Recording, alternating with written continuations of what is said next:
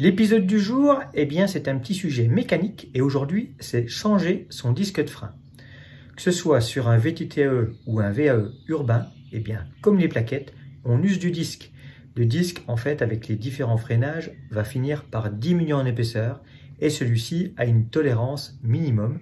Et une fois que cette cote est atteinte, eh bien, malheureusement, il faut changer de disque. Et là, il y a différents, on va dire, modèles, bien sûr, différents diamètres, mais surtout deux grands systèmes de fixation, le standard 6 trous, comme celui-ci, ou encore le standard Centerlock, qui a été mis au point par Shimano, mais qui est également utilisé sous licence par d'autres marques, comme DT Suisse, Syncros et encore pas mal d'autres.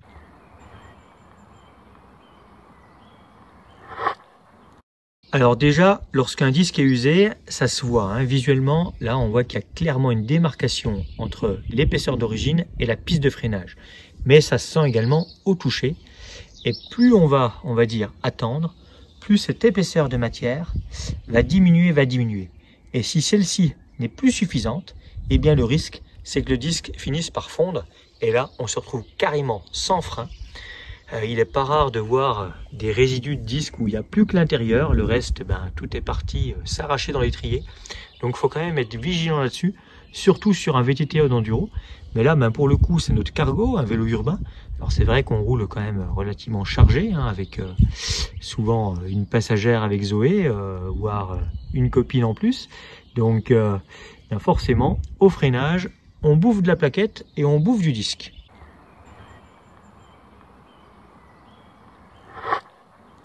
Alors pour démonter un disque 6 trous, il vous faut une clé Torx. Moi ce que je trouve pas mal, c'est l'option tournevis, puisqu'en fait on va avoir une bonne prise en main et on n'est pas du tout sur du pas inversé. Et là on va venir tout simplement desserrer nos vis.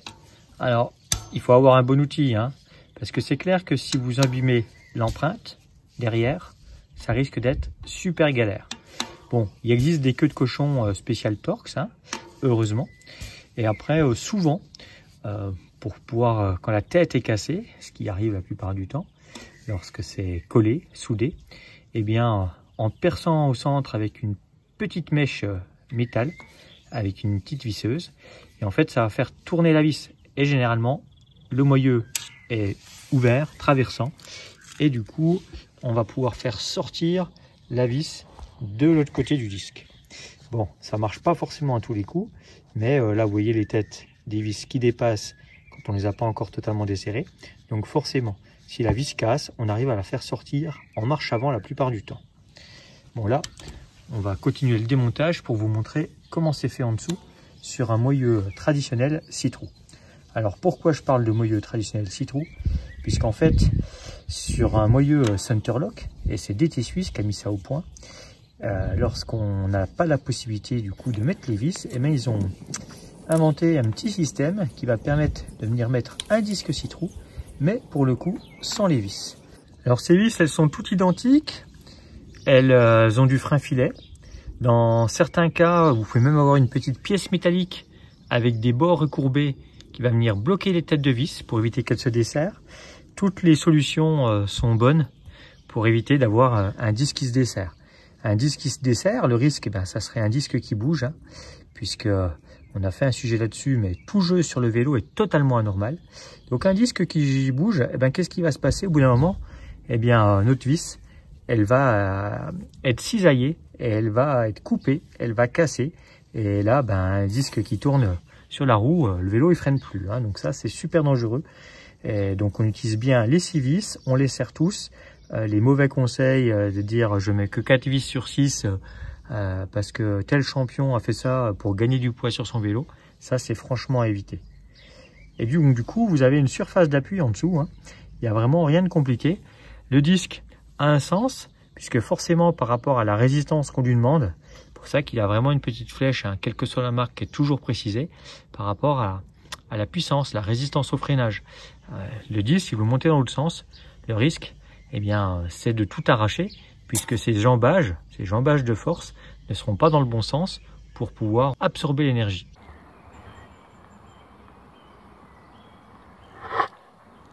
Alors cette opération de maintenance, je la fais volontairement à l'extérieur parce qu'en fait, pour nettoyer un disque, on utilise nettoyant à frein à disque. Et ça, c'est un produit, vaut mieux pas l'utiliser à l'intérieur de chez soi. C'est également un produit, alors dans un premier temps, je vais en pulvériser pour ensuite venir avec, on va dire, un papier essuie-tout, frotter, nettoyer. Mais dans l'idéal, il faut éviter de venir frotter son disque, puisqu'en fait, on va laisser des particules, et ça, c'est jamais bien bon sur un disque d'avoir des particules de tissu ou de papier. Mais bon, là, si on veut vraiment ôter un peu la cochonceté, on n'a pas le choix. Après, l'avantage de ces nettoyants disques, c'est que c'est des produits qui sont très volatiles. Donc en fait, on asperge, on laisse agir, ça s'évapore tout seul. Et du coup, le freinage est top. On n'a pas de particules. Tout est, on va dire, dissous. Mais là, il y avait un petit peu besoin quand même. On voit clairement hein, à l'intérieur. Il faut dire que c'est une zone où il est difficile d'aller lorsque le disque est monté. Il y a très peu de place entre les rayons et le disque. Donc c'est une petite maintenance qu'on fait plus facilement démonter. Alors une fois que tout est propre, il n'y a plus qu'à remettre le disque en place en respectant le bon sens, les marquages vers l'extérieur. Généralement, ça va correspondre au sens de rotation indiqué par les flèches, d'aligner le disque avec les trous. Et dans l'idéal, vous pouvez remettre du frein filet. Si le frein filet est pas trop, on va dire, endommagé, c'est bon, vous pouvez remettre vos vis comme ça. Et à la différence du démontage où on a utilisé une simple clé Torx, et bien pour le remontage, on va utiliser un tournevis dynamométrique. Et là, le serrage pour des vis 6 trous, c'est 6 Nm. Donc là, celui-ci, je peux le régler de 1 à 6. Donc là, voilà, je l'ai réglé à 6 Nm et il vous faut un embout Torx tout à fait classique, hein, du Torx. Donc si vous avez du Torx Plus pour les moteurs Bosch, vous utilisez bien le Torx classique. Et là, il va falloir serrer les vis une à une. Et dans l'idéal, c'est de les serrer en croix. Donc dans un premier temps, vous pouvez juste mettre les vis en place pour faire l'approche. C'est ce qui va vous permettre également de centrer le disque. Parce que vous voyez, il y a toujours une petite marge. Et le risque, dans certains cas, c'est d'avoir un disque qui soit décalé sur le moyeu. Et automatiquement, ça risque de faire une bosse. Et généralement, quand ça arrive, ça frotte au fond de l'étrier. Donc ça, c'est vraiment important de procéder en croix, justement, pour éviter ce genre de désagrément et d'avoir un disque bien centré. Il faut d'ailleurs pas hésiter à contrôler visuellement que notre disque, au moment de terminer le serrage, est bien dans sa position optimale pour que ça tourne rond. Donc ça, c'est vraiment une petite spécificité du disque 6 trous qui est posé sur le moyeu à l'aide des 6 vis. Donc voilà, là les 6 vis sont en place. On va pouvoir utiliser notre tournevis. Donc dans un premier temps, juste à l'approche. Et là, de la même manière qu'on vient de mettre en fait les vis en place, on va procéder en croix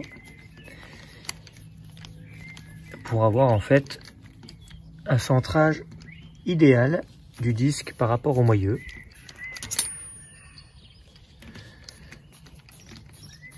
Donc voilà, je viens juste affleurer au contact. Je respecte bien cette histoire de serrage en croix.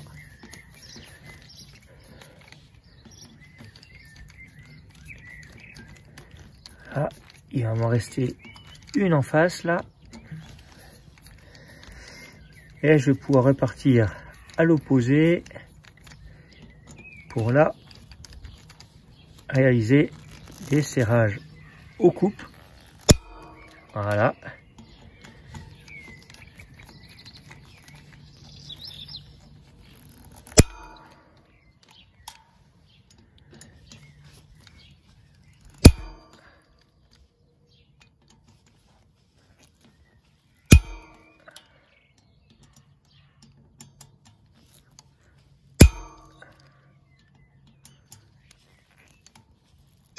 Voilà. Et là je regarde visuellement, et là voilà, je suis nickel, j'ai à chaque fois le même petit espace entre le joint et le disque. Et là, mes 6 vis ont été serrées au couple. Ma roue est prête pour être remontée sur le vélo. Et vu qu'il y a eu un petit peu de manutention, eh ben, j'hésite pas à mettre un coup sur la piste de freinage des deux côtés et surtout ne pas toucher et laisser s'évaporer le nettoyant frein. Voilà.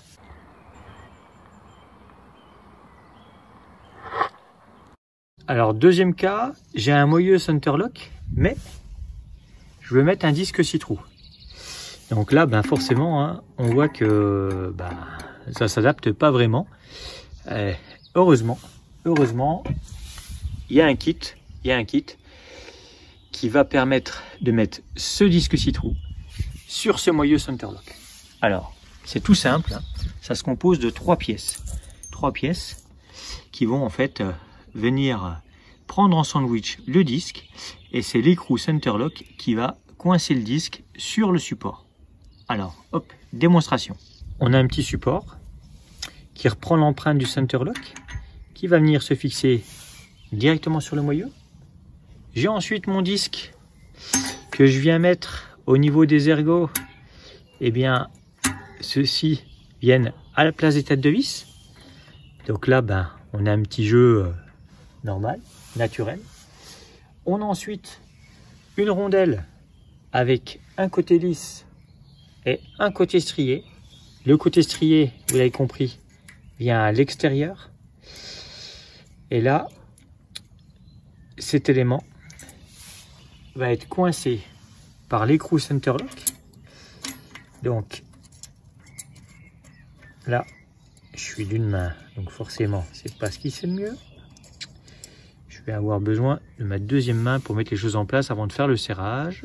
J'ai appuyé sur le ressort, ce qui va permettre de faire tourner l'écrou avec justement cette petite lame ressort qui reste bien en place, qui vient emprisonner les têtes de vis pour vraiment que tout soit pris en sandwich. Et là, eh bien, pour serrer cet écrou Centerlock, la clé Shimano qui va bien, et celle-ci va permettre d'avoir un serrage optimum, et on est également sur du serrage à 48 Nm. Voilà. Et c'est un système qui accepte des disques jusqu'à 230 mm. Donc autant vous dire qu'il y a beaucoup de marge sur ce type de système. Et là, eh bien, un moyeu Centerlock peut accepter n'importe quel disque 6 trous avec cette astuce. Pour le démontage, eh bien, il suffit tout simplement de venir desserrer notre écrou et on retire l'ensemble. Donc là, on voit bien, hein, l'empilage, hop, le support, la rondelle et l'écrou.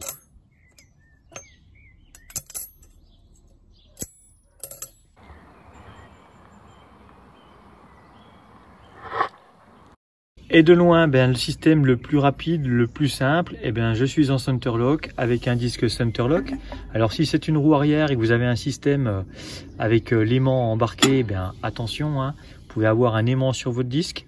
Donc utilisez bien un disque avec aimant. Si vous avez un système d'aimant à rajouter, eh bien rajoutez-le, hein, pensez-y. Sinon votre vélo va tout de suite fonctionner moins bien. Si vous ne trouvez pas de disque Shimano Steps, eh bien sachez qu'il y a une petite astuce, ça va être d'imprimer en 3D la pièce support pour venir mettre un aimant de chez 123 aimants pour pouvoir justement gérer cette pénurie de pièces et avoir tout de même un disque avec l'aimant intégré sur votre vélo, un disque avec une surface de freinage neutre. Donc voilà, il y a des solutions de repli pour pouvoir rouler cet été, et heureusement. Voilà, on a tout simplement juste l'écrou et on va venir serrer à 48 Nm avec la grosse clé Shimano. Alors des clés, il y en existe qui ne font pas tout le tour. Le risque, c'est de riper et d'endommager l'écrou. Là, l'avantage avec ce type de clé, c'est qu'on a un serrage qui est optimum avec 0 dégâts sur l'écrou. Le démontage, eh bien, c'est la même chose dans le sens contraire, avec forcément 48 Nm. Voilà, Avec les petits ergots, les petits crans, c'est souvent plus difficile à desserrer qu'à serrer. Tac. Et voilà, et on met pas de graisse entre les deux, puisque la graisse avec la température du disque créerait des vapeurs grasses et la piste de freinage n'apprécierait pas la bêtise.